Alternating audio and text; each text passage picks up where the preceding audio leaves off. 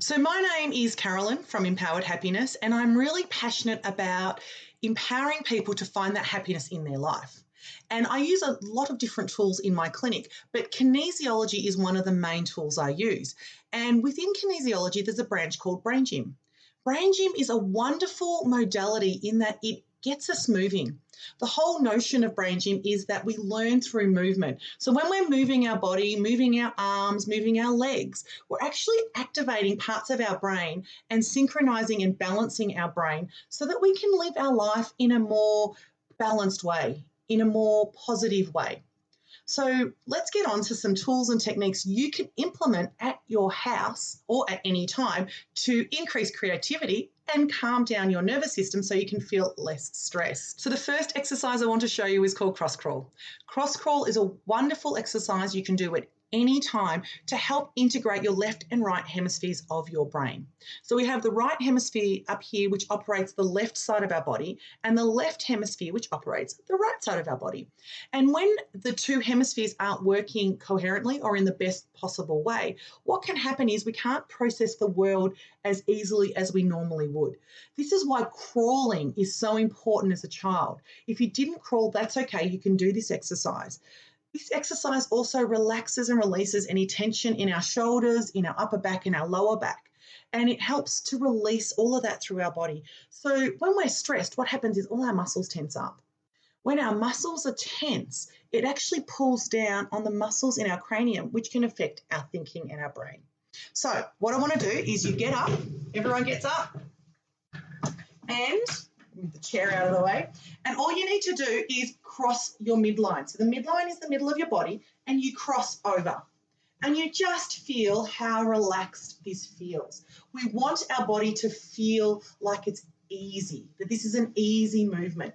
It can relax your tension in your upper shoulders, in your lower back, and just feel how easy it feels. Not only does it relax all the muscles, it also gets the blood pumping because we're up and we're moving. So this is really important. And what I found in a lot of my clients, if they're not fully integrated, you may see the stagnation or the tenseness in it. This needs to be relaxed. And this is great for kids.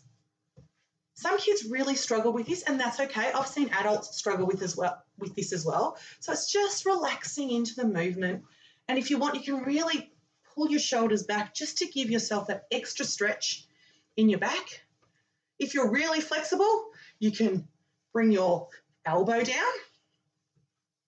You just do this for a little bit until you feel a lot more relaxed. That is a great way to integrate the brain. So the next exercise I want to show you is hookups. Hookups is a great way to calm down your central nervous system. So when you get into that fight, flight, freeze response, that's when we're feeling anxious and stressed. What happens is all our energy and our blood flow flows to our arms and our hands and our feet and legs, ready to run away or to fight. A lot of the times when we're actually feeling this stress, we're not going to run away and we're not going to fight. So that energy remains out here and away from our midline. It takes away the energy and blood from our brain so we can't think so clearly, and it takes the energy and blood away from our internal organs here so we may not be digesting food as well or breathing. So for this exercise, what I want you to do is cross one leg over the other, bring your hands out like that, swing them around, clasp your fingers and bring them up to your chest. And then I want you to breathe in through your nose with your tongue to the roof of your mouth, and then relax your tongue and breathe out through your mouth. Now, placing your tongue to the roof of the mouth actually activates part of our sympathetic nervous system. We want to calm down the body. And then breathing out. And if you wish, you can make a noise when you breathe out. And I find making a noise actually releases more of that stress and tension. And you can do this at least 3 times, more if you need to, or if you feel like you want to. Then uncrossing your legs, bringing your fingertips together and doing the same breathing in through your nose with the tongue to the roof of your mouth, and breathing out and relaxing your tongue. And again, doing this at least 3 times. And what you're looking for is to see if you can feel the pulses in your fingertips. we actually want these pulses to dissipate or disappear. If there's really strong pulses in your fingertips, that means the blood's still flowing really, really strongly there, and we actually want to calm down the nervous system and encourage the blood flow back to the midline.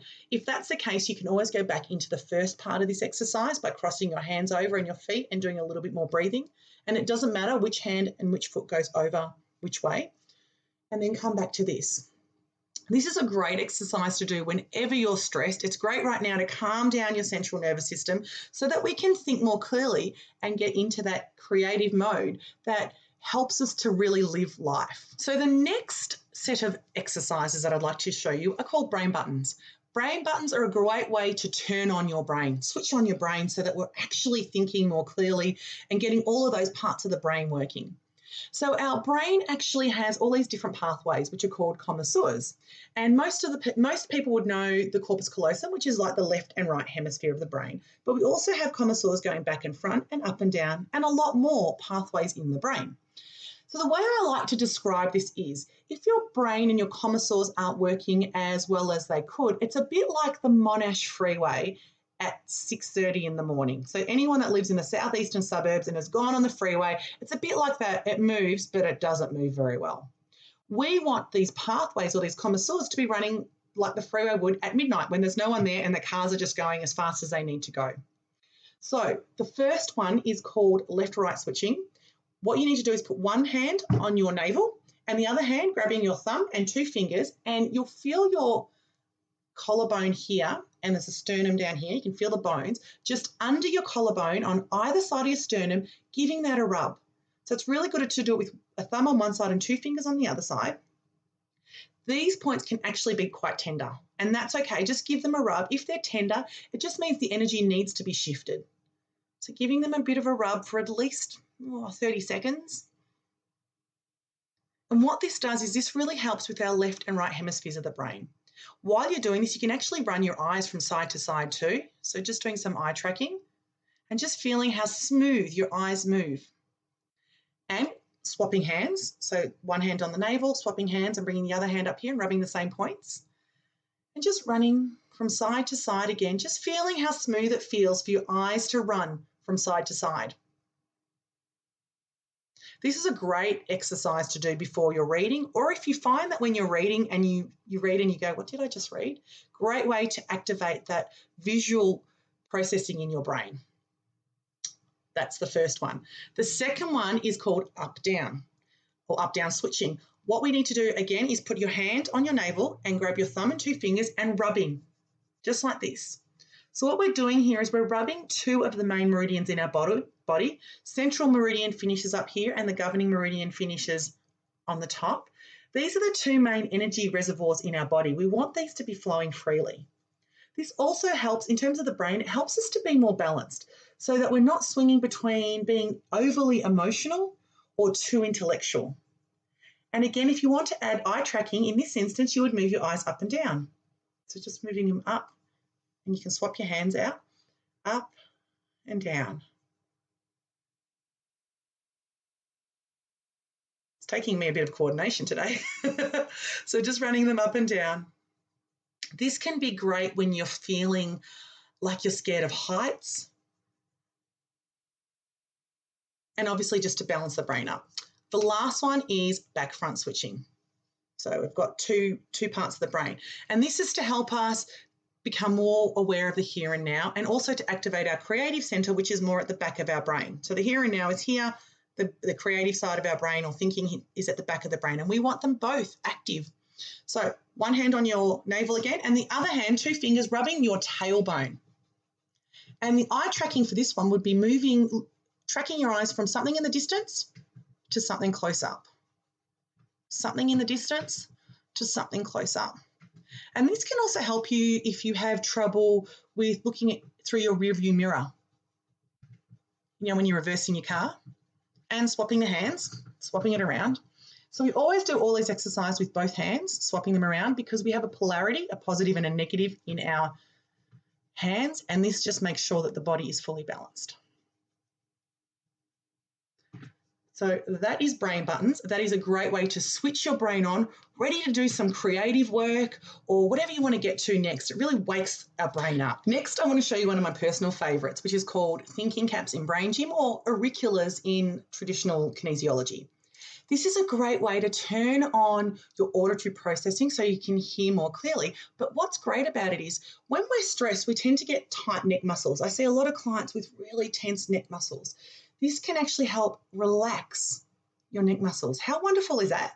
So first I want you to move your head from side to side just so you can gauge whether you've got any tension in your neck. Just moving it from side to side. And I actually do going this way. So just doing that, then grabbing your fingers and I'll just get a bit closer, rolling your ears out. So rolling out and giving your ears a tug. Just rolling them out. And what that's doing is there's a whole lot of pressure points in our ears. And this is not only activating our auditory processing so we can hear more clearly, but it's releasing all the neck muscles. And you can do that at least 3 times, a bit more if you need to. And now move your head from side to side and just feel whether it feels more relaxed. For me, it feels like I've lubricated it. You know, it's like sticking a bit of an oil can there and just relaxing the neck muscles. The next exercise I want to show you is something called lazy 8s or infinity 8s. So what I've found through a lot of my studies, whether it's kinesiology or otherwise, the infinity symbol is actually really powerful.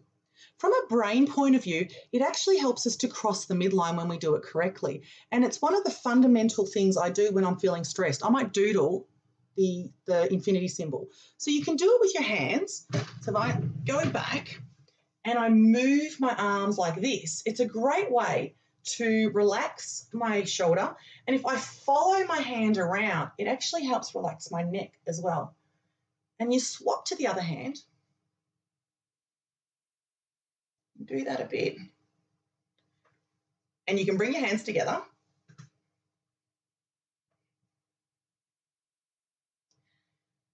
Now that's a way you can do it in your body, but if you want to do it on a piece of paper, and I love to doodle, so I've got my paper here and I'm going to grab a texter. I have a whole lot of texters. I love playing with my texters. And I'm going to do it facing you so you can see what I'm doing, but you just draw it up and out, and you just do that a few times. And that is actually really soothing.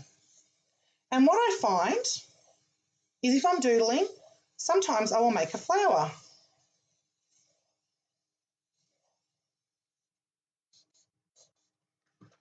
And I find that really, really relaxing. It's a great way to encourage, again, crossing the midline, which we've talked about is really important. But there's a power within this that I feel that we're just starting to discover as the human race. There are many cultures that do use the infinity symbol in their healing. I know Reiki does. As a Reiki practitioner, I am more than aware of that. There's Tibetan healing. So there's something really powerful about the lazy 8 or the infinity symbol.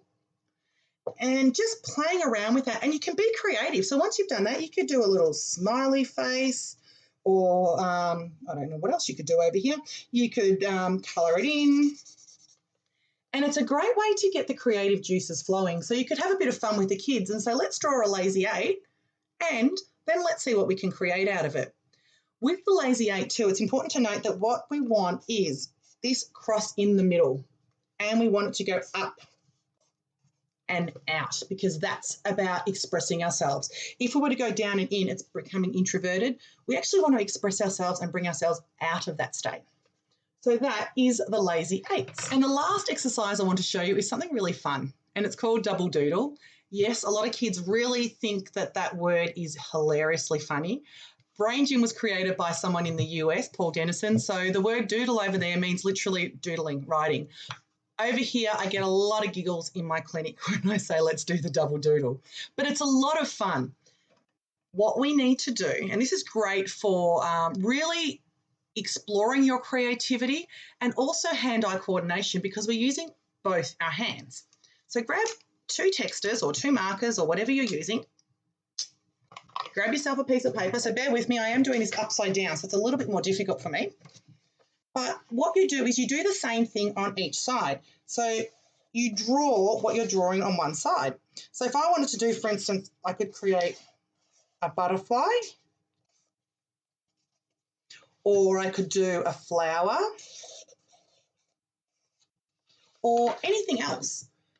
So you could get so creative, but the point is to use both hands and create a mirror image and keeping the paper in your midline, because again, this is a bit of midline work, but it's fantastically fun when you think, well, what can I create and how many colours can I use to make something really beautiful? We could do a heart. Definitely a little bit more difficult to show right now, but you get the gist. So grab your colouring pencils, pens, texters, and see what works of art you can do with double doodling. So there are the exercises that I wanted to share with you today. I hope you've really enjoyed them. I hope it actually helps you find a sense of calm within your life and maybe boost your creativity so that you can do some really fun stuff while you're in the house or while you're stuck at home. And remember, happiness starts with a smile and empowerment starts with a choice. And please reach out if you would like to know any more information. Bye.